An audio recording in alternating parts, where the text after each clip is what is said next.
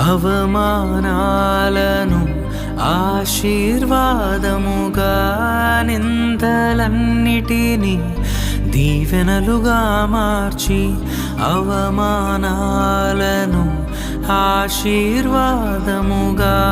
నిందలన్నిటినీ దీవెనలుగా మార్చి, నేను వేసే ప్రతి అడుగులో నీవే నా దీపమై, నేను వేసే ప్రతి అడుగులో నీవే నా దీపమై, చిరునవ్వుతో నింపిన